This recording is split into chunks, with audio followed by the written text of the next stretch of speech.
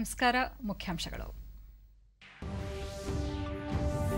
ಕ್ರೀಡಾ ಕ್ಷೇತ್ರದಲ್ಲಿ ಗ್ರಾಮೀಣ ಪ್ರತಿಭೆಗಳ ಮಹತ್ವದ ಪಾತ್ರ. ಮನ್ ಕಿ ಬಾತ್ನಲ್ಲಿ ಪ್ರಧಾನಿ ನರೇಂದ್ರ ಮೋದಿ ಅಭಿಪ್ರಾಯ. ರಾಷ್ಟ್ರಪತಿ ಅವರಿಗೆ ಹುಟ್ಟೂರಿನಲ್ಲಿ ನಾಗರಿಕ ಸನ್ಮಾನ. ಕೊರೋನಾ ಮುಕ್ತ ಸಮಾಜ ನಿರ್ಮಾಣಕ್ಕೆ ಲಸಿಕಾ ಅಭಿಯಾನ ಸಹಕಾರಿ. ರಾಮನಾಥ್ ಕೋವಿಂದ್. ನಾಡಪ್ರಭು ಕೆಂಪೇಗೌಡರ 512ನೇ ಜಯಂತಿ. ಬೆಂಗಳೂರನ್ನು ವಿಶ್ವ ದರ್ಜೆ ನಗರವಾಗಿ ರೂಪಿಸಲು ಸರ್ಕಾರ ಬದ್ಧ. ಮುಖ್ಯಮಂತ್ರಿ ಬಿಎಸ್ ಯಡಿಯೂರಪ್ಪ. ರಾಜ್ಯದ ವಿವಿಧ ಭಾಗಗಳಲ್ಲಿ ಸತತ ಮಳೆ. ರಾಯಚೂರು, ಯಾದಗಿರಿ, ಬೀದರ್ನಲ್ಲಿ ಯೆಲ್ಲೋ ಅಲರ್ಟ್ ಘೋಷಣೆ. ವಾರ್ತೆಗಳ ವಿವರ. ಪ್ರಧಾನಮಂತ್ರಿ ನರೇಂದ್ರ ಮೋದಿ ಆಕಾಶವಾಣಿಯ ತಮ್ಮ ಬಾನುಲಿ ಕಾರ್ಯಕ್ರಮ ಮನ್ ಕಿ ಬಾತ್ನ 78ನೇ ಸರಣಿಯಲ್ಲಿ ಇಂದು ದೇಶವನ್ನು ಉದ್ದೇಶಿಸಿ ಭಾಷಣ ಮಾಡಿದರು. ಒಲಿಂಪಿಕ್ಸ್ನಲ್ಲಿ ಭಾರತೀಯರು ಉತ್ತಮ ಸಾಧನೆ ತೋರಬೇಕು, ಎಲ್ಲರೂ ಕೋವಿಡ್-19 ಲಸಿಕೆ ಹಾಕಿಸಿಕೊಳ್ಳಬೇಕು ಮತ್ತು ದೇಶಕ್ಕೆ ಸ್ವಾತಂತ್ರ್ಯ ಬಂದು 75 ವರ್ಷ ಪೂರೈಸುತ್ತಿರುವ ಹಿನ್ನೆಲೆಯಲ್ಲಿ ಆಚರಿಸಲಾಗುತ್ತಿರುವ ಅಮೃತ ಮಹೋತ್ಸವದ ಕ್ಷಣದಿಂದಲೇ ನಾವು ತೆಗೆದುಕೊಳ್ಳುವ ಪ್ರತಿಯೊಂದು ನಿರ್ಧಾರಕ್ಕೂ ಭಾರತ ಮೊದಲು ಎಂಬುದು ಆಧಾರವಾಗಿರಬೇಕೆಂದು ದೇಶದ ಜನತೆಗೆ ಕರೆ ನೀಡಿದರು. ಮುಂಬರುವ ಟೋಕಿಯೋ ಒಲಿಂಪಿಕ್ನಲ್ಲಿ ಭಾರತೀಯ ಕ್ರೀಡಾಪಟುಗಳ ತಯಾರಿ ಮತ್ತು ಅವರ ಹುಮ್ಮಸ್ಸಿನ ಸ್ಪರ್ಧೆ ದೇಶಕ್ಕೆ ಪದಕಗಳನ್ನು ತಂದುಕೊಡುವಂತಾಗಲಿ ಎಂದು ಆಶಿಸಿದರು. ಮೈಗೌನಲ್ಲಿ ಒಲಿಂಪಿಕ್ ಕ್ರೀಡಾಕೂಟಕ್ಕೆ ಸಂಬಂಧಿಸಿದಂತೆ ಏರ್ಪಡಿಸುವ ರೋಡ್ ಟು ಟೋಕಿಯೋ ರಸಪ್ರಶ್ನೆ ಸ್ಪರ್ಧೆಯಲ್ಲಿ ಪಾಲ್ಗೊಂಡು ಬಹಳಷ್ಟು ಬಹುಮಾನಗಳನ್ನು ಗೆಲ್ಲುವಂತೆಯೂ ಕ್ರೀಡಾ ಪ್ರೇಮಿಗಳಿಗೆ ಕರೆ ನೀಡಿದರು. 1964ರಲ್ಲಿ ಟೋಕಿಯೋ ಒಲಿಂಪಿಕ್ಸ್ನಲ್ಲಿ ಭಾರತವನ್ನು ಪ್ರತಿನಿಧಿಸಿ ಚಿನ್ನದ ಪದಕ ಗೆದ್ದಿದ್ದ ಮಿಲ್ಕಾ ಸಿಂಗ್ ಅವರ ಬಗ್ಗೆ ಮೆಚ್ಚುಗೆ ಮಾತುಗಳನ್ನಾಡಿದ ಪ್ರಧಾನಿ ಮೋದಿ, ಇತ್ತೀಚೆಗೆ ಆಸ್ಪತ್ರೆಗೆ ದಾಖಲಾಗಿದ್ದ ಮಿಲ್ಕಾ ಸಿಂಗ್ ಅವರೊಂದಿಗೆ ದೂರವಾಣಿ ಮೂಲಕ ಮಾತನಾಡಿದ್ದು, ಟೋಕಿಯೋ ಒಲಿಂಪಿಕ್ಸ್ಗೆ ತೆರಳುತ್ತಿರುವ ಕ್ರೀಡಾಪಟುಗಳಿಗೆ ಪ್ರೇರಕ ಶಕ್ತಿ ಆಗಬೇಕೆಂದು ಕೋರಿದ್ದು, ಆದರೆ ಅಷ್ಟರಲ್ಲೇ ಈ ಮಾರಕ ಕೊರೋನಾ ಅವರನ್ನು ನಮ್ಮಿಂದ ಅಗಲುವಂತೆ ಮಾಡಿತು ಎಂದು ವಿಷಾದ ವ್ಯಕ್ತಪಡಿಸಿದರು. ಪ್ರತಿಭೆ, ಸಮರ್ಪಣಾ ಭಾವ, ಛಲ ಮತ್ತು ಕ್ರೀಡಾ ಮನೋಭಾವ ಒಗ್ಗೂಡಿದಾಗ ಮಾತ್ರ ಒಬ್ಬ ಚಾಂಪಿಯನ್ ಆಗಲು ಸಾಧ್ಯ. ನಮ್ಮ ದೇಶದಲ್ಲಿ ಹೆಚ್ಚಿನ ಕ್ರೀಡಾಳುಗಳು ಸಣ್ಣ ಪುಟ್ಟ ಗ್ರಾಮಗಳು, ಹೋಬಳಿಗಳು ಮತ್ತು ಪುಟ್ಟ ತಾಲೂಕುಗಳಿಂದಲೇ ಹೊರಹೊಮ್ಮುತ್ತಾರೆ. ಟೋಕಿಯೋಗೆ ತೆರಳುತ್ತಿರುವ ನಮ್ಮ ಒಲಿಂಪಿಕ್ ತಂಡದಲ್ಲೂ ಇಂತಹ ಹಲವಾರು ಕ್ರೀಡಾಳುಗಳಿದ್ದಾರೆ. ಇವರ ಜೀವನ ಪ್ರೇರಣಾದಾಯಕವಾಗಿದೆ ಎಂದು ಅಭಿಪ್ರಾಯಪಟ್ಟರು. कि आपने तो 1964 में टोक्यो ओलंपिक्स में भारत का प्रतिनिधित्व किया था, इसलिए इस बार जब हमारे खिलाड़ी ओलंपिक्स के लिए टोक्यो जा रहे हैं तो आपको हमारे एथलीट्स का मनोबल बढ़ाना है, उन्हें अपने संदेश से प्रेरित करना है. वो खेल को लेकर इतना समर्पित और भावुक थे कि बीमारी में भी उन्होंने तुरंत ही इसके लिए हामी भर दी, लेकिन दुर्भाग्य से नियति को कुछ और मंजूर था. मुझे आज भी याद है 2014 में वो सूरत आए थे. हम लोगों ने एक नाइट मैराथन का उद्घाटन किया था. उस समय उनसे जो गपशप हुई, खेलों के बारे में जो बात हुई, उससे मुझे भी बहुत प्रेरणा मिली थी. हम सब जानते हैं कि मिल्खा सिंह जी का पूरा परिवार स्पोर्ट्स को समर्पित रहा है, भारत का गौरव बढ़ाता रहा है. कोरोना के खिलाफ हम देशवासियों की लड़ाई जारी है, लेकिन इस लड़ाई में हम सब साथ मिलकर कई असाधारण मुकाम भी हासिल कर रहे हैं. अभी कुछ दिन पहले ही हमारे देश ने एक अभूतपूर्व काम किया है. 21 जून को वैक्सीन अभियान के अगले चरण की शुरुआत हुई और उसी दिन देश ने 86 लाख से ज्यादा लोगों को मुफ्त वैक्सीन लगाने का रिकॉर्ड भी बना दिया. ಕೊರೋನಾ ವಿರುದ್ಧ ನಮ್ಮ ದೇಶವಾಸಿಗಳ ಹೋರಾಟ ಮುಂದುವರೆದಿದೆ. ಆದರೆ ಈ ಹೋರಾಟದಲ್ಲಿ ನಾವೆಲ್ಲರೂ ಒಂದುಗೂಡಿ ಅನೇಕ ಅಸಾಧಾರಣ ಮೈಲುಗಳನ್ನು ಸಾಧಿಸುತ್ತಿದ್ದೇವೆ. 1 ವರ್ಷಕ್ಕೆ ಮುನ್ನ ಲಸಿಕೆ ಯಾವಾಗ ಬರುತ್ತದೆ ಎಂಬ ಪ್ರಶ್ನೆ ಎಲ್ಲರ ಮುಂದಿತ್ತು. ಇಂದು ನಾವು ಒಂದು ದಿನದಲ್ಲಿ ಲಕ್ಷಾಂತರ ಜನರಿಗೆ ಭಾರತದಲ್ಲೇ ತಯಾರಿಸಿದ ಮೇಡ್ ಇನ್ ಇಂಡಿಯಾ ಲಸಿಕೆಯನ್ನು ಉಚಿತವಾಗಿ ನೀಡುತ್ತಿದ್ದೇವೆ. ಇದು ನವ ಭಾರತದ ಸಾಮರ್ಥ್ಯ ಎಂದರು. और यही तो नए भारत की ताकत है. साथियों, वैक्सीन की सेफ्टी देश के हर नागरिक को मिले, हमें लगातार प्रयास करते रहना है. कई जगहों पर वैक्सीन हेजिटेंसी को खत्म करने के लिए कई संगठन, सिविल सोसाइटी के लोग आगे आए हैं और सब मिलकर के बहुत अच्छा काम कर रहे हैं। चलिए हम भी आज एक गांव में चलते हैं और उन्हीं लोगों से बात करते हैं वैक्सीन के बारे में। ಲಸಿಕಾಕರಣಕ್ಕೆ ಸಂಬಂಧಿಸಿದಂತೆ ಪ್ರಧಾನಿ ಮೋದಿ ಅವರು ಮಧ್ಯಪ್ರದೇಶದ ಬೈತೂಲ್ ಜಿಲ್ಲೆಯ ಡುಲಾರಿಯಾ ಗ್ರಾಮದ ರಾಜೇಶ್ ಕಿಶೋರಿಲಾಲ್ ದುರ್ವೆ ಅವರೊಂದಿಗೆ ದೂರವಾಣಿ ಮೂಲಕ ಮಾತನಾಡಿ ಲಸಿಕೆ ಪಡೆಯುವ ಬಗ್ಗೆ ಅವರಲ್ಲಿದ್ದ ಗೊಂದಲಗಳನ್ನು ಪರಿಹರಿಸಿ ಕೂಡಲೇ ಎಲ್ಲರೂ ಲಸಿಕೆ ಪಡೆದುಕೊಳ್ಳುವಂತೆ ಪ್ರೇರಕ ಸಲಹೆಗಳನ್ನು ನೀಡಿದರು. ಕೊರೋನಾ ಕಾಲಘಟ್ಟದಲ್ಲಿ ಗ್ರಾಮೀಣ ಪ್ರದೇಶದ ಜನರು ತೋರಿಸಿದ ಔದಾರ್ಯದ ಬಗ್ಗೆ ಬಹಳಷ್ಟು ಮೆಚ್ಚುಗೆಯ ಮಾತುಗಳನ್ನಾಡಿದ ಮೋದಿ, ಸಂಕಷ್ಟದಲ್ಲಿದ್ದ ಜನತೆಗೆ ಹಣ್ಣು ತರಕಾರಿಗಳನ್ನು ನಗರ ಪ್ರದೇಶಗಳಿಗೆ ತಲುಪಿಸುವ ವ್ಯವಸ್ಥೆ ಮಾಡುತ್ತಿರುವುದು ನಿಜಕ್ಕೂ ಪ್ರಶಂಸಾರ್ಹ ಕೆಲಸವಾಗಿದೆ ಎಂದು ಹೇಳಿದರು. गांव की जनसंख्या कितनी है, कितने लोग हैं गांव में? गांव में 462 पुरुष है और 332 महिलाएं। अच्छा राजेश जी, आपने वैक्सीन ले ली क्या? नहीं सर, अभी नहीं लिया। अरे क्यों नहीं लिया? सर जी, यहाँ पे कुछ लोगों ने कुछ व्हाट्सएप पे ऐसा भ्रम डाल दिया गया कि उससे लोग भ्रमित हो गए सर जी। तो क्या आपके मन में भी डर है? जी, सब पूरे गांव में ऐसा भ्रम फैला दिया था सर। अरे रे रे, ನಮ್ಮ ದೇಶದಲ್ಲಿ ಈಗ ಮುಂಗಾರು ಆರಂಭವಾಗಿದೆ. ಮೋಡಗಳು ಮಳೆ ಸುರಿಸಿದಾಗ ಕೇವಲ ನಮಗಾಗಿ ಮಾತ್ರ ಸುರಿಸುವುದಿಲ್ಲ, ಇವು ಮುಂಬರುವ ಪೀಳಿಗೆಗೂ ಸುರಿಸುತ್ತವೆ. ಮಳೆಯ ನೀರು ಭೂಮಿಯಲ್ಲಿ ಹೋಗಿ ಸಂಗ್ರಹಗೊಳ್ಳುತ್ತದೆ, ಭೂಮಿಯ ಅಂತರ್ಜಲ ಮಟ್ಟವನ್ನು ಸುಧಾರಿಸುತ್ತದೆ. ಆದ್ದರಿಂದ ಜಲ ಸಂರಕ್ಷಣೆಯನ್ನು ನಾವು ದೇಶ ಸೇವೆಯ ಒಂದು ರೂಪವೆಂದು ಭಾವಿಸುತ್ತೇವೆ ಎಂದರು. ಜುಲೈ 1ರಂದು ನಾವು ರಾಷ್ಟ್ರೀಯ ವೈದ್ಯರ ದಿನ ಆಚರಿಸಲಿದ್ದೇವೆ. ಈ ದಿನವನ್ನು ದೇಶದ ಶ್ರೇಷ್ಠ ವೈದ್ಯ ಮತ್ತು ರಾಜಕಾರಣಿ ಡಾಕ್ಟರ್ ಬಿಸಿ ರಾಯ್ ಅವರ ಜನ್ಮ ಜಯಂತಿಗೆ ಸಮರ್ಪಿಸಲಾಗುತ್ತದೆ. ಕೊರೋನಾ ಸಮಯದಲ್ಲಿ ವೈದ್ಯರು ನೀಡಿದ ಕೊಡುಗೆಗಾಗಿ ನಾವೆಲ್ಲರೂ ಕೃತಜ್ಞರಾಗಿದ್ದೇವೆ. ನಮ್ಮ ವೈದ್ಯರು ತಮ್ಮ ಜೀವನದ ಬಗ್ಗೆ ಚಿಂತಿಸದೆ ನಮ್ಮ ಸೇವೆ ಮಾಡಿದ್ದಾರೆ. ಆದ್ದರಿಂದ ಈ ಬಾರಿಯ ರಾಷ್ಟ್ರೀಯ ವೈದ್ಯರ ದಿನ ಮತ್ತಷ್ಟು ಮಹತ್ವದೆನಿಸುತ್ತದೆ ಎಂದು ಹೇಳಿದರು. इससे आप खुद को तो खतरे में डालते ही हैं, साथ ही में परिवार और गांव को भी खतरे में डाल सकते हैं जी। और राजेश, इसलिए जितना जल्दी हो सके वैक्सीन लगवा लीजिए. ಎಲ್ಲಿ ಔಷಧ ಕಲೆಯಲ್ಲಿ ಪ್ರೀತಿ ಇರುತ್ತದೆಯೋ ಅಲ್ಲಿ ಮಾನವೀಯತೆಯ ಬಗ್ಗೆ ಪ್ರೀತಿಯೂ ಇರುತ್ತದೆ. ವೈದ್ಯರು ಇಂತಹ ಪ್ರೀತಿಯಿಂದಲೇ ನಮ್ಮ ಸೇವೆ ಮಾಡಲು ಸಾಧ್ಯವಾಗುತ್ತದೆ ಎಂದು ಮೆಚ್ಚುಗೆಯ ಮಾತುಗಳನ್ನಾಡಿದರು. ಸ್ವಾತಂತ್ರ್ಯದ 75ನೇ ವರ್ಷದ ಅಮೃತ ಮಹೋತ್ಸವ ನಮಗೆ ಬಹುದೊಡ್ಡ ಪ್ರೇರಣೆಯಾಗಿದೆ. ದೇಶಕ್ಕಾಗಿ ಬದುಕುವುದನ್ನು ನಾವು ಕಲಿಯೋಣ. ಈ ಸುಸಂದರ್ಭದಲ್ಲಿ ಭಾರತ ಮೊದಲು ಎನ್ನುವುದು ನಮ್ಮ ಮಂತ್ರವಾಗಬೇಕು. ಭಾರತ ಮೊದಲು ಎಂಬುದು ನಮ್ಮ ಪ್ರತಿಯೊಂದು ನಿರ್ಧಾರ, ಪ್ರತಿಯೊಂದು ನಿರ್ಣಯದ ಆಧಾರವಾಗಬೇಕು ಎಂದು ಕರೆ ನೀಡಿದರು. जमीन में जाकर इकट्ठा भी होता है, जमीन के जलस्तर को भी ಮುಂಬರುವ ಟೋಕಿಯೋ ಒಲಿಂಪಿಕ್ನಲ್ಲಿ ಭಾರತೀಯ ಕ್ರೀಡಾಪಟುಗಳ ತಯಾರಿ ಮತ್ತು ಅವರ ಹುಮ್ಮಸ್ಸಿನ ಸ್ಪರ್ಧೆ ದೇಶಕ್ಕೆ ಪದಕಗಳನ್ನು ತಂದುಕೊಡುವಂತಾಗಲಿ ಎಂದು ಆಶಿಸಿದರು. आपने भी देखा होगा, हम में से कई लोग इस पुण्य को अपनी जिम्मेदारी मानकर लगे रहे. ನಮ್ಮ ದೇಶದಲ್ಲಿ ಹೆಚ್ಚಿನ ಕ್ರೀಡಾಳುಗಳು ಸಣ್ಣ ಪುಟ್ಟ ಗ್ರಾಮಗಳು, ಹೋಬಳಿಗಳು ಮತ್ತು ಪುಟ್ಟ ತಾಲೂಕುಗಳಿಂದಲೇ ಹೊರಹೊಮ್ಮುತ್ತಾರೆ. ಟೋಕಿಯೋಗೆ ತೆರಳುತ್ತಿರುವ ನಮ್ಮ ಒಲಿಂಪಿಕ್ ತಂಡದಲ್ಲೂ ಇಂತಹ ಹಲವಾರು ಕ್ರೀಡಾಳುಗಳಿದ್ದಾರೆ. ಇವರ ಜೀವನ ಪ್ರೇರಣಾದಾಯಕವಾಗಿದೆ ಎಂದು ಅಭಿಪ್ರಾಯಪಟ್ಟರು. आजादी के बाद के इस समय को हमें देश के लिए जीने वालों की कथा बनाना है. हमारा मंत्र होना चाहिए इंडिया फर्स्ट. हमारे हर फैसले, हर निर्णय का आधार होना चाहिए इंडिया फर्स्ट. साथियों, अमृत महोत्सव में देश ने कई सामूहिक लक्ष्य भी तय किए हैं. जैसे हमें अपने स्वाधीनता सेनानियों को याद करते हुए उनसे जुड़े इतिहास को पुनर्जीवित करना है. आपको याद होगा कि मन की बात में मैंने युवाओं से स्वाधीनता संग्राम पर इतिहास लेखन करके शोध करने इसकी अपील की थी. इसलिए अगली बार जब हम मन की बात में मिलेंगे तो अमृत महोत्सव की और तैयारियों पर भी बात करेंगे. आप सब स्वस्थ रहिए, कोरोना से जुड़े नियमों का पालन करते हुए आगे बढ़िए. अपने नए नए प्रयासों से देश को ऐसे ही गति देते रहिए. इन्हीं शुभकामनाओं के साथ बहुत बहुत धन्यवाद.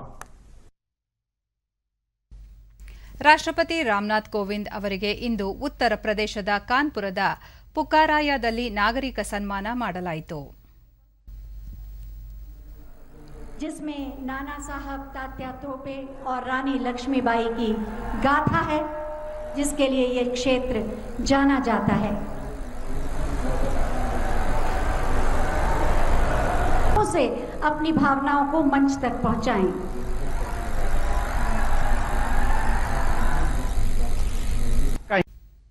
ಸನ್ಮಾನ ಸ್ವೀಕರಿಸಿದ ರಾಷ್ಟ್ರಪತಿಗಳು ಪುಖರಾಯ ನನ್ನ ಕಾರ್ಯಕ್ಷೇತ್ರವಾಗಿದ್ದು ಇಲ್ಲಿನ ಜನತೆಯ ಸುಖ ದುಃಖದಲ್ಲಿ ಭಾಗಿಯಾಗಿದ್ದೇನೆ. ಈ ಸ್ಥಳಕ್ಕೆ ನನ್ನ ಜೀವನದಲ್ಲಿ ಬಹುಮುಖ್ಯ ಮತ್ತು ವಿಶೇಷವಾದ ಸ್ಥಾನವಿದೆ ಎಂದರು. ಮಹಾಮಾರಿ ಕೊರೋನಾ ಇಡೀ ಮಾನವ ಸಂಕುಲವನ್ನು ಸಂಕಷ್ಟಕ್ಕೆ ಸಿಲುಕಿಸಿದೆ. ಇಂತಹ ಸಂದಿಗ್ಧ ಪರಿಸ್ಥಿತಿಯಲ್ಲಿ ಎಲ್ಲರೂ ಲಸಿಕೆ ಹಾಕಿಸಿಕೊಳ್ಳಬೇಕು ಎಂದು ಕರೆ ನೀಡಿದರು. ಜನರು ತಾವೊಬ್ಬರೇ ಲಸಿಕೆ ಹಾಕಿಸಿಕೊಳ್ಳುವುದಷ್ಟೇ ಅಲ್ಲ, ತಮ್ಮ ಕುಟುಂಬ ಸದಸ್ಯರು, ನೆರೆಹೊರೆಯವರು, ಸಂಬಂಧಿಕರು ಸೇರಿದಂತೆ ಸಮಾಜದ ಎಲ್ಲರೂ ಲಸಿಕೆ ಹಾಕಿಸಿಕೊಳ್ಳುವಂತೆ ಪ್ರೇರಣೆ ನೀಡಬೇಕು. ಈ ಮೂಲಕ ಜನರು ತಮ್ಮ ಸಾಮಾಜಿಕ ಜವಾಬ್ದಾರಿಯನ್ನು ಪ್ರದರ್ಶಿಸಬೇಕು ಎಂದು ಕಿವಿಮಾತು ಹೇಳಿದರು. ದೇಶಾದ್ಯಂತ ಈ ಮಹಾಮಾರಿಯನ್ನು ನಿರ್ಮೂಲನೆ ಮಾಡಲು ಕೇಂದ್ರ ಸರ್ಕಾರ ಮತ್ತು ರಾಜ್ಯ ಸರ್ಕಾರಗಳು ಸಾಕಷ್ಟು ಹೋರಾಟ ನಡೆಸುತ್ತಿವೆ. ಇದೀಗ ದೇಶದೆಲ್ಲೆಡೆ ಲಸಿಕಾಕರಣ ಅಭಿಯಾನ ವಿಸ್ತಾರಗೊಂಡಿದೆ. ನಾನು ಸಹ 2 ಡೋಸ್ ಲಸಿಕೆಯನ್ನು ಪಡೆದಿದ್ದೇನೆ. ಜನರು ಈ ಅಭಿಯಾನದಲ್ಲಿ ತಮ್ಮನ್ನು ತಾವು ತೊಡಗಿಸಿಕೊಳ್ಳುವ ಮೂಲಕ ಕೊರೋನಾ ಮುಕ್ತ ಸಮಾಜ ನಿರ್ಮಾಣ ಮಾಡುವಲ್ಲಿ ಸೇವೆ ಸಲ್ಲಿಸಬೇಕು ಎಂದು ಹೇಳಿದರು. और सबसे बड़ी अच्छी बात जो मुझे नजर आई, रास्ते भर मैं देखता था कि जो फ्रेट कॉरिडोर बना है 2 लाइनों का, 2 ट्रैक का, वो जो व्यापार से संबंधित है, भारत की जो अर्थनीति है, जो इकोनॉमी है, उसको बढ़ाने में ये हमारा जो फ्रेट कॉरिडोर बना है रेलवे द्वारा, वो बहुत महत्वपूर्ण है, बहुत महत्वपूर्ण है. उसके परिणाम अभी हमें कुछ ही वर्षों में दिखाई पड़ने लगेंगे. ಈ ಸಂದರ್ಭದಲ್ಲಿ ಉತ್ತರ ಪ್ರದೇಶದ ಮುಖ್ಯಮಂತ್ರಿ ಯೋಗಿ ಆದಿತ್ಯನಾಥ್, ರಾಜ್ಯಪಾಲರಾದ ಆನಂದಿಬೆನ್ ಪಟೇಲ್ ಸೇರಿದಂತೆ ಮತ್ತಿತರ ಗಣ್ಯರು ಉಪಸ್ಥಿತರಿದ್ದರು. ನಾಳೆ ಲಖನೌಗೆ ತೆರಳಲಿರುವ ರಾಷ್ಟ್ರಪತಿ 29ರಂದು ದೆಹಲಿಗೆ ಮರಳಲಿದ್ದಾರೆ. ಪ್ರಧಾನಿ ನರೇಂದ್ರ ಮೋದಿ ಅವರು ಅಹಮದಾಬಾದ್ನ ಎಎಂಎನಲ್ಲಿ ಜಪಾನ್ ಮತ್ತು ಭಾರತದ ಸಹಭಾಗಿತ್ವದ ಝೆನ್ ಗಾರ್ಡನ್ ಮತ್ತು ಕೈಸರ್ ಅಕಾಡೆಮಿಯನ್ನು ವಿಡಿಯೋ ಕಾನ್ಫರೆನ್ಸ್ ಮೂಲಕ ಉದ್ಘಾಟನೆ ಮಾಡಿದರು.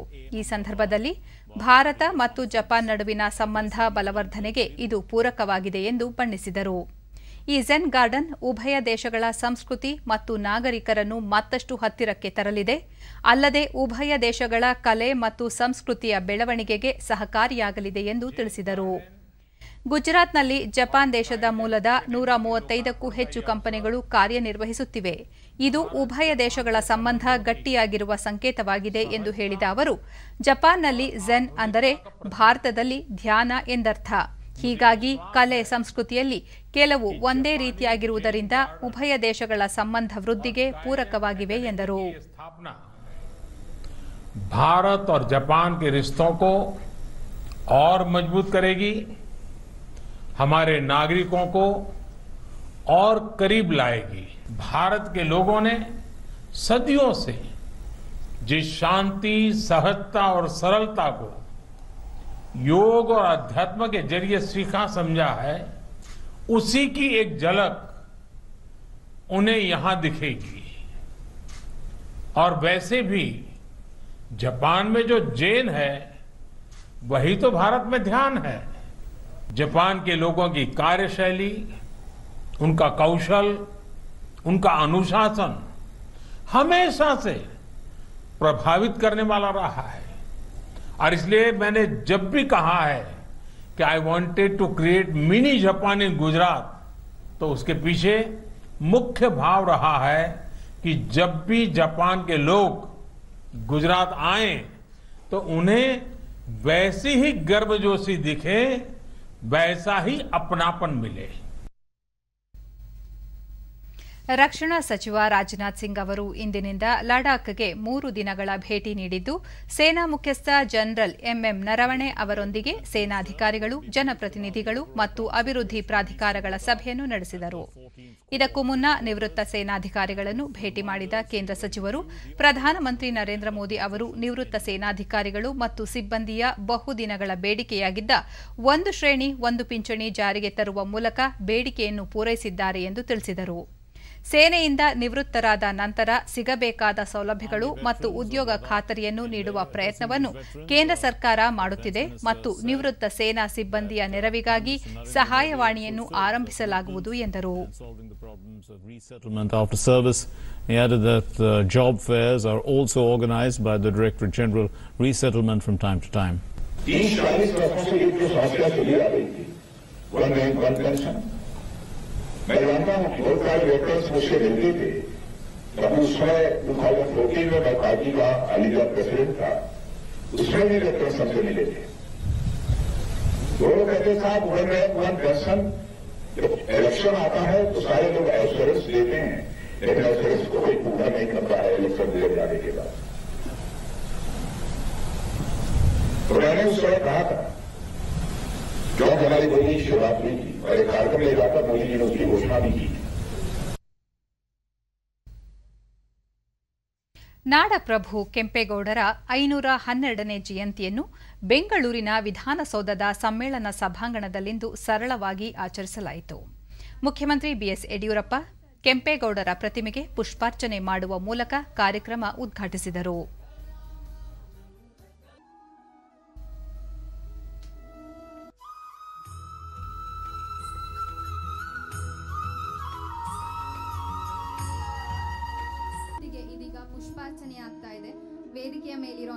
ಕಳೆದ ವರ್ಷ ಜೂನ್ 27, 2020 ಬಳಿಕ ಕೆಂಪೇಗೌಡರ ಅಂಚೆ ಲಕೋಟೆ ಬಿಡುಗಡೆ ಮಾಡಿದ ಮುಖ್ಯಮಂತ್ರಿಗಳು ಬೆಂಗಳೂರು ಅಂತಾರಾಷ್ಟ್ರೀಯ ವಿಮಾನ ನಿಲ್ದಾಣದಲ್ಲಿ ಕೆಂಪೇಗೌಡರ ಕಂಚಿನ ಪ್ರತಿಮೆ ಹಾಗೂ ಪಾರ್ಕ್ ನಿರ್ಮಾಣಕ್ಕೆ ಚಾಲನೆ ನೀಡಿದರು.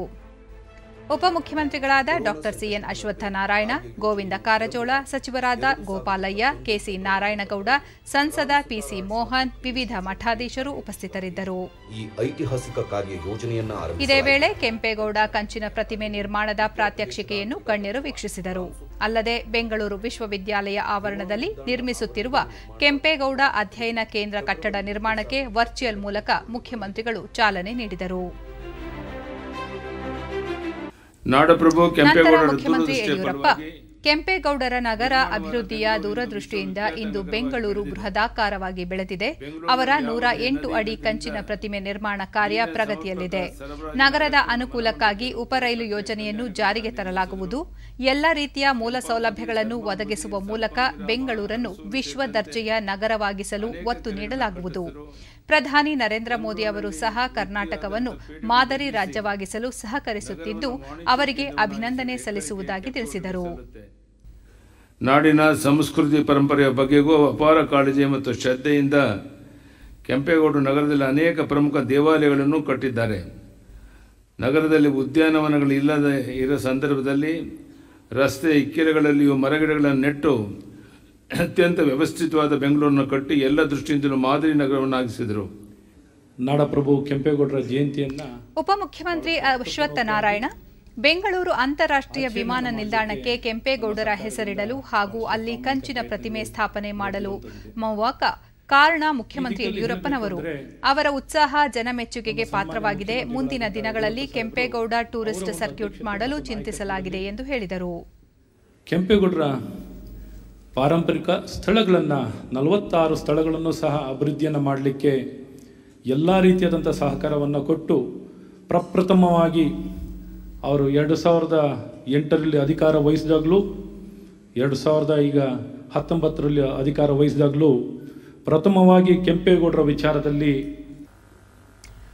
ನಂಜಾವಧೂತ ಸ್ವಾಮೀಜಿ ಬೆಂಗಳೂರು ಮೆಟ್ರೋಗೆ ಕೆಂಪೇಗೌಡರ ಹೆಸರಿಡಬೇಕು, ಬಸವಣ್ಣ ಪ್ರತಿಮೆ ಮಾದರಿಯಲ್ಲೇ ಕೆಂಪೇಗೌಡರ ಪ್ರತಿಮೆಯನ್ನು ವಿಧಾನಸೌಧ ಆವರಣದಲ್ಲಿ ನಿರ್ಮಾಣ ಮಾಡಬೇಕು ಹಾಗೂ ಕೆಂಪೇಗೌಡ ಜೀವನ ಚರಿತ್ರೆಯನ್ನು ಪಠ್ಯದಲ್ಲಿ ಅಳವಡಿಸಲು ಮುಖ್ಯಮಂತ್ರಿಗಳಿಗೆ ಮನವಿ ಮಾಡಿದರು. ಮತ್ತು ಈಗೇನೋ ಅಕ್ವಿಜೇಷನ್ ಪ್ರೊಸೀಜರ್ ಎಲ್ಲ ನಡೀತಾ ಇದೆ ಹಾಗೆ ಅಂತ ಕೇಳ್ಪಟ್ಟೆ ಕೆಂಪಾಪುರದಲ್ಲಿ. ಅದು ಕೂಡ ಶೀಘ್ರದಲ್ಲಿ ಚಾಲನೆಗೊಳ್ಳುತ್ತೆ ಅಂತೇಳಿ ನಾನು ವಿಶ್ವಾಸವನ್ನು ವ್ಯಕ್ತಪಡಿಸುತ್ತೇನೆ. ಚಂದ್ರಶೇಖರ ಸ್ವಾಮೀಜಿ ಕೆಂಪೇಗೌಡರ ಭಾವನೆ ಗುಣಗಳನ್ನು ಪ್ರತಿಯೊಬ್ಬರೂ ಅಳವಡಿಸಿಕೊಂಡರೆ ಧಾರ್ಮಿಕ, ಶೈಕ್ಷಣಿಕ, ಸಾಂಸ್ಕೃತಿಕವಾಗಿ ಅಭಿವೃದ್ಧಿ ಕಾಣಲು ಸಾಧ್ಯ ಎಂದರು. ತೋಟಗಾರಿಕೆ ಕ್ಷೇತ್ರಕ್ಕಿರಬಹುದು, ಅಷ್ಟೇ ಅಲ್ಲ ಧಾರ್ಮಿಕ ಕ್ಷೇತ್ರಕ್ಕೆ ಅವರೆಷ್ಟು ಒತ್ತನ್ನು ಕೊಟ್ಕೊಂಡು ಬಂದಿದ್ರು ಅನ್ನೋದನ್ನ ಈ ನಾಡು ಯಾವತ್ತೂ ಮರೆಯೋದಕ್ಕೆ ಸಾಧ್ಯ ಇಲ್ಲ. ಸಿದ್ದಲಿಂಗ ಸ್ವಾಮೀಜಿ ಕೆಂಪೇಗೌಡ ಅವರ ನಾಡು ಕಟ್ಟುವ ದೂರದೃಷ್ಟಿ ಇಂದಿಗೂ ಮಾದರಿ. ಅವರ ಆಲೋಚನೆ, ಕಾರ್ಯತ್ಪರತೆಗೆ ಇಂದು ಹಲವು ಉದಾಹರಣೆಗಳು ನಮ್ಮ ಕಣ್ಣ ಮುಂದೆ ಇದೆ ಎಂದು ತಿಳಿಸಿದರು. ಇದಕ್ಕೂ ಮುನ್ನ ಮಾಗಡಿ ತಾಲೂಕಿನ ಕೆಂಪಾಪುರ ಗ್ರಾಮದಲ್ಲಿರುವ ಕೆಂಪೇಗೌಡರ ಸಮಾಧಿಗೆ ಅವರ ಜಯಂತಿ ಅಂಗವಾಗಿ ಉಪಮುಖ್ಯಮಂತ್ರಿ ಡಾ ಸಿಎನ್ ಅಶ್ವತ್ಥನಾರಾಯಣ ಅವರು ವಿಶೇಷ ಪೂಜೆ ಸಲ್ಲಿಸಿದರು.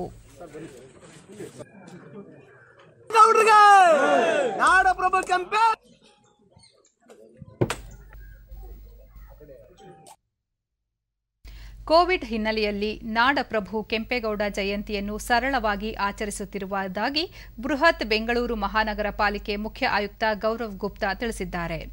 ಸುದ್ದಿಗಾರರೊಂದಿಗೆ ಅವರು, ಕೋವಿಡ್ 3ನೇ ಅಲೆಯ ಸಮರ್ಪಕ ನಿರ್ವಹಣೆ ನಮ್ಮ ಪ್ರಮುಖ ಜವಾಬ್ದಾರಿಯಾಗಿದೆ. ಈ ಸಂಬಂಧ ಪ್ರತಿಯೊಬ್ಬರಿಗೂ ಲಸಿಕೆ ನೀಡುವ ಗುರಿ ಹೊಂದಲಾಗಿದೆ. ಈ ನಿಟ್ಟಿನಲ್ಲಿ ಕಳೆದೆರಡು ದಿನಗಳಲ್ಲಿ 1 ಲಕ್ಷಕ್ಕೂ ಅಧಿಕ ಮಂದಿಗೆ ಲಸಿಕೆ ವಿತರಿಸಲಾಗಿದೆ. ಮೊದಲ ಡೋಸ್ ಪಡೆದವರಿಗೆ ನಿಗದಿತ ವೇಳಾಪಟ್ಟಿಯಂತೆ 2ನೇ ಡೋಸ್ ನೀಡಲಾಗುವುದು ಎಂದು ತಿಳಿಸಿದರು. ಲಸಿಕೆ ಪಡೆದವರಿಗೆ ಡೆಲ್ಟಾ ಪ್ಲಸ್ ಅಥವಾ ಬೇರೆ ಯಾವುದೇ ಕೊರೋನಾ ರೂಪಾಂತರಿ ಸೋಂಕಿನ ಅಪಾಯ ಎದುರಾಗುವುದಿಲ್ಲ. ಲಸಿಕೆಯ ಲಭ್ಯತೆಯ ಆಧಾರದ ಮೇಲೆ ಶಿಬಿರಗಳ ಮೂಲಕ ಲಸಿಕೆ ನೀಡಲಾಗುವುದು ಎಂದು ಮಾಹಿತಿ ನೀಡಿದರು. ಅಲ್ಲಿ ವಿಧಾನಸೌಧದಲ್ಲಿ ಇರತಕ್ಕಂಥ ಕಾರ್ಯಕ್ರಮ ಸಲುವಾಗಿ ನಾವು ಬಿಡಕ್ಕೆ ಇದ್ದೀವಿ. ಕೋವಿಡ್ ಸಂಬಂಧಪಟ್ಟಂಥ ವಿಷಯಗಳ ಬಗ್ಗೆ ನಾನು ಈಗಾಗಲೇ ತಮಗೆಲ್ಲರಿಗೂ ನಾನು ಹೇಳ್ತಾ ಬಂದಿದ್ದೀನಿ. ಬೆಂಗಳೂರಿನಲ್ಲಿ ವಿಶೇಷವಾಗಿ ನಮ್ಮ ಆದ್ಯತೆ ನೀಡ್ತಕ್ಕಂಥದ್ದು 3ನೇ ಅಲೆ ಸಲುವಾಗಿ ವಿಶೇಷವಾಗಿ ಎಲ್ರಿಗೂ ಲಸಿಕೆ ನೀಡ್ತಕ್ಕಂಥದ್ದು ತುಂಬ ದೊಡ್ಡವಾಗಿರ್ತಕ್ಕಂಥ ಒಂದು ಹೆಜ್ಜೆಯನ್ನು ನಾವು ತೆಗೆದುಕೊಂಡಿದ್ದೀವಿ. ಈ ದಿಕ್ಕಿನಲ್ಲಿ ನಿನ್ನೆ ಮತ್ತು ಅದಕ್ಕಿಂತ ಹಿಂದಿನ ದಿನ 1 ಲಕ್ಷಕ್ಕಿಂತ ಹೆಚ್ಚು ಜನರು ಲಸಿಕೆಯನ್ನು ಪಡೆದಿದ್ದಾರೆ. ಮತ್ತು ಇದೇ ರೀತಿಯಲ್ಲಿ ನಾವು ಮುಂದುವರಿಸೋದಾದರೆ ಅಂತಾರಾಜ್ಯ ಪ್ರಯಾಣಿಕರಿಗೆ ಆರ್ಟಿಪಿಸಿಆರ್ ಪರೀಕ್ಷೆ ಕಡ್ಡಾಯ ಮಾಡಲಾಗಿದೆ ಎಂದು ಸಾರಿಗೆ ಹಾಗೂ ಉಪಮುಖ್ಯಮಂತ್ರಿ ಲಕ್ಷ್ಮಣ ಸವದಿ ಅವರು ಬೆಳಗಾವಿಯಲ್ಲಿ ನಿನ್ನೆ ತಿಳಿಸಿದ್ದಾರೆ. ಡಿಡಿ ನ್ಯೂಸ್ನೊಂದಿಗೆ ಅವರು, ನೆರೆಯ ಮಹಾರಾಷ್ಟ್ರ ಸೇರಿದಂತೆ ಇತರೆ ರಾಜ್ಯಗಳಿಂದ ರಾಜ್ಯಕ್ಕೆ ಬರುವ ಪ್ರಯಾಣಿಕರಿಗೆ ಕೋವಿಡ್ ನೆಗೆಟಿವ್ ವರದಿ ಕಡ್ಡಾಯಗೊಳಿಸಲಾಗಿದೆ. ಅದಕ್ಕಾಗಿ ಮಹಾರಾಷ್ಟ್ರದ ಗಡಿ ಜಿಲ್ಲೆಗಳಾದ ಬೆಳಗಾವಿ, ವಿಜಯಪುರ, ಕಲಬುರಗಿ, ಬೀದರ್ ಸೇರಿದಂತೆ ಅಂತಾರಾಜ್ಯ ಸಂಪರ್ಕ ಹೊಂದಿರುವ ಗಡಿ ಭಾಗದಲ್ಲಿ ಚೆಕ್ ಪೋಸ್ಟ್ಗಳಲ್ಲಿ ತಪಾಸಣೆಯನ್ನು ಬಿಗಿಗೊಳಿಸಲಾಗಿದೆ. ಬೆಳಗಾವಿ ಜಿಲ್ಲೆಯ ನಿಪ್ಪಾಣಿ, ಕಾಗವಾಡ, ಅಥಣಿ ಹಾಗೂ ವಿಜಯಪುರ ಜಿಲ್ಲೆಯ ಗಡಿ ಭಾಗದಲ್ಲಿ ನಾಕಾಬಂದಿಗೆ ಕ್ರಮ ಕೈಗೊಳ್ಳಲಾಗಿದೆ ಎಂದರು. ಕೋವಿಡ್-19 ಪರಿಣಾಮ ರಾಜ್ಯದಲ್ಲಿ ಲಾಕ್ಡೌನ್ ಆದ ಕಾರಣ ಸಾರಿಗೆ ಇಲಾಖೆಗೆ ಸುಮಾರು 4,000 ಕೋಟಿ ರೂಪಾಯಿ ನಷ್ಟ ಸಂಭವಿಸಿದೆ. ಕೊರೋನಾದಿಂದಾಗಿ ಸರ್ಕಾರದ ಇತರೆ ಇಲಾಖೆಗಳಿಂದ ಹೆಚ್ಚಿನ ಪ್ರಮಾಣದ ನಷ್ಟವನ್ನು ಸಾರಿಗೆ ಇಲಾಖೆ ಅನುಭವಿಸಿದೆ. ಸಾರಿಗೆ ಸಿಬ್ಬಂದಿ ವೇತನಕ್ಕೆ ತೊಂದರೆಯಾಗದಂತೆ ಮುಖ್ಯಮಂತ್ರಿಗಳು 2,600 ಕೋಟಿ ರೂಪಾಯಿ ಬಿಡುಗಡೆ ಮಾಡಿ ವೇತನ ಪಾವತಿಗೆ ಅನುಕೂಲ ಮಾಡಿಕೊಟ್ಟಿದ್ದಾರೆ ಎಂದು ಸವದಿ ತಿಳಿಸಿದರು. ಕೋವಿಡ್ ನಿಯಮಗಳನ್ನು ಕಡ್ಡಾಯವಾಗಿ ಪಾಲನೆ ಮಾಡುವ ಮೂಲಕ 4 ನಿಗಮಗಳಿಂದ ಬಸ್ ಸಂಚಾರ ಪ್ರಾರಂಭ ಮಾಡಿದ್ದು, ಕೊರೋನಾ ಸಂಪೂರ್ಣ ನಿಯಂತ್ರಣಕ್ಕೆ ಬಂದ ಮೇಲೆ ಹಂತ ಹಂತವಾಗಿ ಬಸ್ ಸಂಚಾರವನ್ನು ಪೂರ್ಣವಾಗಿ ಆರಂಭಿಸಲಾಗುವುದು.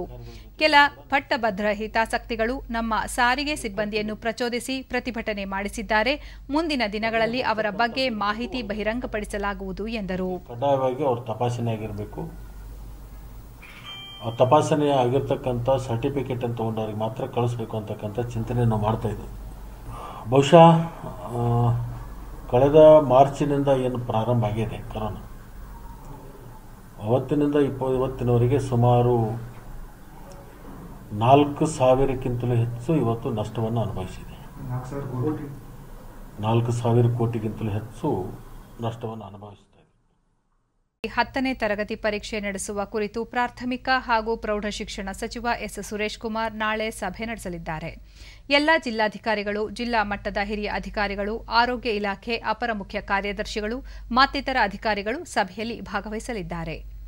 ರಾಜ್ಯದಲ್ಲಿ ಕೋವಿಡ್ ಪ್ರಕರಣಗಳ ಸಂಖ್ಯೆ ಇಳಿಮುಖವಾಗುತ್ತಿದ್ದರೂ ಡೆಲ್ಟಾ ಪ್ಲಸ್ ಸೋಂಕಿನ ಭೀತಿ ಎದುರಾಗಿದ್ದು, ಈ ಎಲ್ಲ ಅಂಶಗಳನ್ನು ಗಮನದಲ್ಲಿಟ್ಟುಕೊಂಡು ಅಧಿಕಾರಿಗಳೊಂದಿಗೆ ಚರ್ಚಿಸಲಿರುವ ಸಚಿವರು 10ನೇ ತರಗತಿ ಪರೀಕ್ಷೆಗೆ ಸೂಕ್ತ ದಿನಾಂಕವನ್ನು ನಿರ್ಧರಿಸಲಿದ್ದಾರೆ. ಜಮ್ಮುವಿನ ವಾಯುಪಡೆ ನಿಲ್ದಾಣದಲ್ಲಿಂದು ಬೆಳಗ್ಗೆ ಸಂಭವಿಸಿದ ಲಘು ಸ್ಫೋಟಕಗಳ ಕುರಿತು ತನಿಖೆ ನಡೆಸಲಾಗುತ್ತಿದೆ ಎಂದು ರಕ್ಷಣಾ ವಕ್ತಾರರು ಮಾಹಿತಿ ನೀಡಿದ್ದಾರೆ. ವಾಯುಪಡೆ ನಿಲ್ದಾಣದ ತಾಂತ್ರಿಕ ಪ್ರದೇಶದಲ್ಲಿ ಮುಂಜಾನೆ 1:45 ಸುಮಾರಿಗೆ ಮೊದಲ ಸ್ಫೋಟ ಹಾಗೂ ಸ್ವಲ್ಪ ಸಮಯದ ನಂತರ 2ನೇ ಸ್ಫೋಟ ಸಂಭವಿಸಿದ್ದು, ಸ್ಫೋಟಕ್ಕೆ ಡ್ರೋನ್ಗಳನ್ನು ಬಳಸಲಾಗಿದೆ. ತಾಂತ್ರಿಕ ಪ್ರದೇಶದ ಕಟ್ಟಡದ ಮೇಲ್ಚಾವಣಿಗೆ ಹಾನಿಯಾಗಿದೆ. ಸ್ಫೋಟದಿಂದ ಯಾವುದೇ ಸಿಬ್ಬಂದಿಗೆ ಗಾಯಗಳಾಗಿಲ್ಲ. ಘಟನೆ ಸಂಭವಿಸಿದ ಕೂಡಲೇ ಭದ್ರತಾ ಪಡೆಗಳು ಸ್ಥಳವನ್ನು ಸುತ್ತುವರೆದಿದ್ದು, ಪೊಲೀಸ್ ಅಧಿಕಾರಿಗಳು ಹಾಗೂ ಭಾರತೀಯ ವಾಯುಪಡೆ ಅಧಿಕಾರಿಗಳು ಉನ್ನತ ಮಟ್ಟದ ಸಭೆ ನಡೆಸಿದ್ದಾರೆ. ಏರ್ ಮಾರ್ಷಲ್ ವಿಕ್ರಮ್ ಸಿಂಗ್ ಅವರು ಘಟನಾ ಸ್ಥಳಕ್ಕೆ ಭೇಟಿ ನೀಡಿ ಪರಿಶೀಲನೆ ನಡೆಸಿದರು. ರಕ್ಷಣಾ ಸಚಿವ ರಾಜನಾಥ್ ಸಿಂಗ್ ಏರ್ ಮಾರ್ಷಲ್ ವಿಕ್ರಮ್ ಸಿಂಗ್ ಅವರಿಗೆ ಕರೆ ಮಾಡಿ ಘಟನೆಯ ಕುರಿತು ಮಾಹಿತಿ ಪಡೆದುಕೊಂಡಿದ್ದಾರೆ.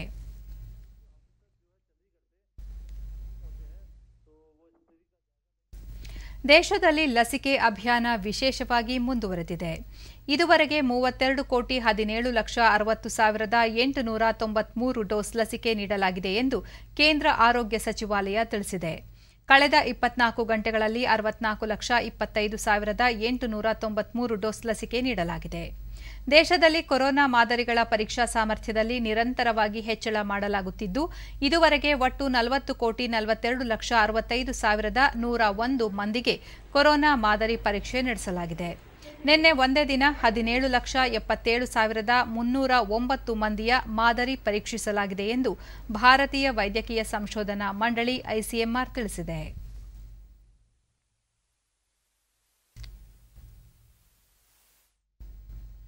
ದೇಶದಲ್ಲಿ ಕಳೆದ 24 ಗಂಟೆಗಳಲ್ಲಿ 50,040 ಹೊಸ ಕೊರೋನಾ ಸೋಂಕು ಪ್ರಕರಣಗಳು ದಾಖಲಾಗಿದೆ. ಇದರೊಂದಿಗೆ ಒಟ್ಟು ಸೋಂಕಿತರ ಸಂಖ್ಯೆ 3,02,33,183ಕ್ಕೆ ಏರಿಕೆಯಾಗಿದೆ. ಇದೇ ಅವಧಿಯಲ್ಲಿ 57,944 ಸೋಂಕಿತರು ವಿವಿಧ ಆಸ್ಪತ್ರೆಗಳಿಂದ ಬಿಡುಗಡೆಯಾಗಿದ್ದಾರೆ. ಇದರೊಂದಿಗೆ ಒಟ್ಟಾರೆ ಗುಣಮುಖರಾದವರ ಸಂಖ್ಯೆ 2,92,51,029ಕ್ಕೆ ಹೆಚ್ಚಳವಾಗಿದೆ. ಚೇತರಿಕೆ ಪ್ರಮಾಣ 96.75ಕ್ಕೆ ಏರಿಕೆಯಾಗಿದೆ.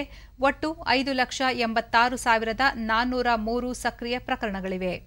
ಈ ಪ್ರಮಾಣ 1.94ರಷ್ಟಿದೆ. 1,258 ಸೋಂಕಿತರು ಮೃತಪಟ್ಟಿದ್ದು, ಈವರೆಗೆ ಒಟ್ಟು 3,95,751 ಮಂದಿ ಸಾವಿಗೀಡಾಗಿದ್ದಾರೆ. ಇದು 1.31ರಷ್ಟಿದೆ. ರಾಯಚೂರು ಮತ್ತು ಯಾದಗಿರಿ ಜಿಲ್ಲೆಯಲ್ಲಿ ಭಾರೀ ಮಳೆಯಾಗುತ್ತಿದ್ದು ಜನಜೀವನ ಅಸ್ತವ್ಯಸ್ತಗೊಂಡಿದೆ. ಕಳೆದ ರಾತ್ರಿ ಸುರಿದ ಭಾರೀ ಮಳೆಯಿಂದ ಹೆಮ್ಮಿಗನೂರು ಹಳ್ಳದ ನೀರು ಮಂತ್ರಾಲಯಕ್ಕೆ ನುಗ್ಗಿದ್ದು ರಸ್ತೆ ಸಂಚಾರಕ್ಕೆ ಅಡಚಣೆಯಾಗಿದೆ. ನಗರದ ಕೆಲವು ಮಾರ್ಗಗಳ ಸಂಚಾರ ಸ್ಥಗಿತಗೊಂಡಿದೆ. ಬಸ್ ನಿಲ್ದಾಣ, ರಾಘವೇಂದ್ರ ವೃತ್ತ, ಕಲ್ಯಾಣ ಮಂಟಪ ಹಾಗೂ ಇತರೆ ಮಳಿಗೆಗಳಿಗೆ ನೀರು ತುಂಬಿದ್ದು ಬೇರೆ ಬೇರೆ ಊರುಗಳಿಂದ ಬಂದಿದ್ದ ಭಕ್ತರು ಸಂಕಷ್ಟ ಎದುರಿಸುವಂತಾಗಿದೆ. ಮಸ್ಕಿ ಪಟ್ಟಣದ ಜನವಸತಿ ಪ್ರದೇಶಗಳಿಗೆ ನೀರು ನುಗ್ಗಿದ್ದು ಜನರು ಮನೆಗೆ ನುಗ್ಗಿದ ನೀರನ್ನು ರಾತ್ರಿಯಿಡೀ ಹೊರಹಾಕುವ ಕಾರ್ಯದಲ್ಲಿ ನಿರತರಾಗಿದ್ದರು. ಯಾದಗಿರಿ ಜಿಲ್ಲೆಯಲ್ಲೂ ಕಳೆದ ರಾತ್ರಿಯಿಂದ ಸತತ ಮಳೆ ಸುರಿಯುತ್ತಿದ್ದು ತಗ್ಗು ಪ್ರದೇಶಗಳಲ್ಲಿ ಮನೆಗಳು ನೀರಿನಿಂದ ಆವೃತವಾಗಿವೆ. ಕೊಡಗಿನಲ್ಲೂ ಕಳೆದ ರಾತ್ರಿಯಿಂದ ಜಿಲ್ಲೆಯಾದ್ಯಂತ ಮಳೆಯಾಗುತ್ತಿದೆ. ಬೀದರ್, ಕಲಬುರಗಿ, ರಾಯಚೂರು ಜಿಲ್ಲೆಯಲ್ಲಿ ಇಂದು ಭಾರೀ ಮಳೆಯಾಗುವ ಮುನ್ಸೂಚನೆ ಇದ್ದು ಯೆಲ್ಲೋ ಅಲರ್ಟ್ ಘೋಷಣೆ ಮಾಡಲಾಗಿದೆ. ದಕ್ಷಿಣ ಒಳನಾಡಿನ ಬಹುತೇಕ ಭಾಗಗಳಲ್ಲಿ ಮಳೆಯಾಗುವ ನಿರೀಕ್ಷೆ ಇದ್ದು ಬೆಂಗಳೂರಿನಲ್ಲಿ 2 ದಿನಗಳ ಕಾಲ ಮಳೆಯಾಗುವ ಮುನ್ಸೂಚನೆ ಇದೆ ಎಂದು ಹವಾಮಾನ ಇಲಾಖೆ ನಿರ್ದೇಶಕ ಸಿಎಸ್ ಪಾಟೀಲ್ ತಿಳಿಸಿದ್ದಾರೆ. 4.5 ಕಿಲೋಮೀಟರ್ ಎತ್ತರದವರೆಗೆ ಇದೆ. ಕರಾವಳಿ ಜಿಲ್ಲೆಯಲ್ಲಿ ಜೂನ್ 27ರಿಂದ ಜುಲೈ 1ರವರೆಗೆ ವ್ಯಾಪಕ ಮಳೆಯಾಗುವ ಸಾಧ್ಯತೆ ಇದೆ. ಉತ್ತರ ಒಳನಾಡಿನಲ್ಲಿ ಜೂನ್ 27 ಹಾಗೂ 28ರಂದು ಬಹುತೇಕ ಎಲ್ಲ ಸ್ಥಳಗಳಲ್ಲಿ ಮಳೆಯಾಗುವ ಸಾಧ್ಯತೆ ಇದ್ದು, ಜೂನ್ 29ರಿಂದ ಜುಲೈ 1ರವರೆಗೆ ಕೆಲವು ಕಡೆ ಮಾತ್ರ ಮಳೆಯಾಗುವ ಸಾಧ್ಯತೆ ಇದೆ.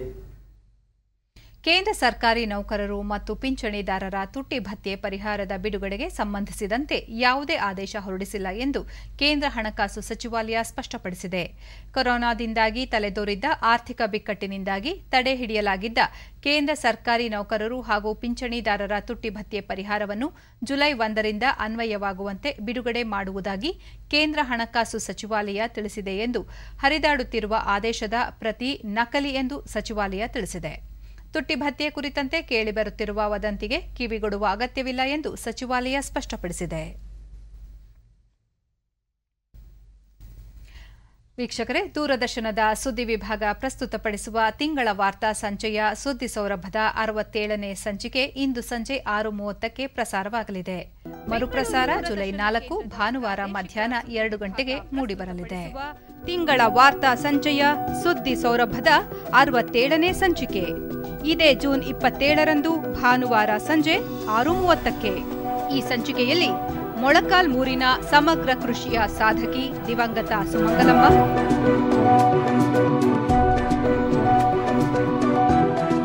ಮಣ್ಣಿನ ಕಲೆಯ ವಿಶಿಷ್ಟ ಸಾಧಕ ವೆಂಕಟರಮಣ ಕಾಮತ್,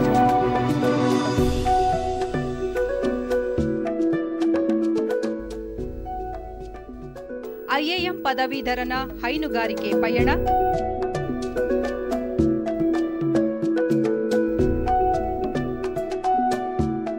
ಹಾಗೂ ಕೋವಿಡ್ ಕೋವಿಡ್ ವಿರುದ್ಧ ಗೆಲುವು ಸಾಧಿಸಿದ ಹಿರಿಯ ನಾಗರಿಕರ ಸದನ.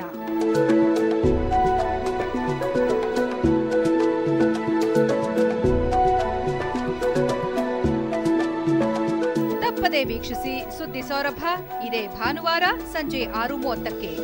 ಮರುಪ್ರಸಾರ ಜುಲೈ 4ರ ಮಧ್ಯಾಹ್ನ 2 ಗಂಟೆಗೆ. ಕೊನೆಯಲ್ಲಿ ಮತ್ತೊಮ್ಮೆ ಮುಖ್ಯಾಂಶಗಳು. ಕ್ರೀಡಾ ಕ್ಷೇತ್ರದಲ್ಲಿ ಗ್ರಾಮೀಣ ಪ್ರತಿಭೆಗಳ ಮಹತ್ವದ ಪಾತ್ರ, ಮನ್ ಕಿ ಬಾತ್ನಲ್ಲಿ ಪ್ರಧಾನಿ ನರೇಂದ್ರ ಮೋದಿ ಅಭಿಪ್ರಾಯ. ರಾಷ್ಟ್ರಪತಿ ಅವರಿಗೆ ಹುಟ್ಟೂರಿನಲ್ಲಿ ನಾಗರಿಕ ಸನ್ಮಾನ, ಕೊರೋನಾ ಮುಕ್ತ ಸಮಾಜ ನಿರ್ಮಾಣಕ್ಕೆ ಲಸಿಕಾ ಅಭಿಯಾನ ಸಹಕಾರಿ, ರಾಮನಾಥ್ ಕೋವಿಂದ್. ನಾಡಪ್ರಭು ಕೆಂಪೇಗೌಡರ 512ನೇ ಜಯಂತಿ, ಬೆಂಗಳೂರನ್ನು ವಿಶ್ವ ದರ್ಜೆ ನಗರವಾಗಿ ರೂಪಿಸಲು ಸರ್ಕಾರ ಬದ್ಧ, ಮುಖ್ಯಮಂತ್ರಿ ಬಿಎಸ್ ಯಡಿಯೂರಪ್ಪ. ರಾಜ್ಯದ ವಿವಿಧ ಭಾಗಗಳಲ್ಲಿ ಸತತ ಮಳೆ, ರಾಯಚೂರು, ಯಾದಗಿರಿ, ಬೀದರ್ನಲ್ಲಿ ಯೆಲ್ಲೋ ಅಲರ್ಟ್ ಘೋಷಣೆ. ನಮ್ಮ ವಾರ್ತಾ ಪ್ರಸಾರವನ್ನು ನೀವು ಡಿಡಿ ಚಂದನ ನ್ಯೂಸ್ ಯೂಟ್ಯೂಬ್ ಚಾನೆಲ್ನಲ್ಲೂ ವೀಕ್ಷಿಸಬಹುದು. ವೀಕ್ಷಕರೇ, ಈಗ ನಾನು ಸ್ಟುಡಿಯೋದಿಂದ ತೆರಳುತ್ತಿರುವ ಕಾರಣ ಮಾಸ್ಕ್ ಧರಿಸುತ್ತಿದ್ದೇನೆ. ನೀವು ಸಹ ಮನೆಯಿಂದ ಹೊರಹೋಗುವ ಮುನ್ನ ಸರಿಯಾದ ಕ್ರಮದಲ್ಲಿ ತಪ್ಪದೆ ಮಾಸ್ಕ್ ಧರಿಸಿ. ವ್ಯಕ್ತಿಗತ ಅಂತರ ಕಾಪಾಡಿಕೊಳ್ಳುವುದರೊಂದಿಗೆ ನೀವು ಸುರಕ್ಷಿತವಾಗಿರಿ, ನಿಮ್ಮವರನ್ನು ಸುರಕ್ಷಿತವಾಗಿರಿಸಿ. ನೈರ್ಮಲ್ಯಕ್ಕೆ ಆದ್ಯತೆ ನೀಡುವುದರ ಜೊತೆಗೆ ಸೋಂಕು ತಡೆಗೆ ಕೋವಿಡ್-19 ಲಸಿಕೆ ಪಡೆಯುವುದು ಅಗತ್ಯ. ನಮ್ಮ ಮುಂದಿನ ವಾರ್ತಾ ಪ್ರಸಾರ ಸಂಜೆ 7 ಗಂಟೆಗೆ. ನಮಸ್ಕಾರ.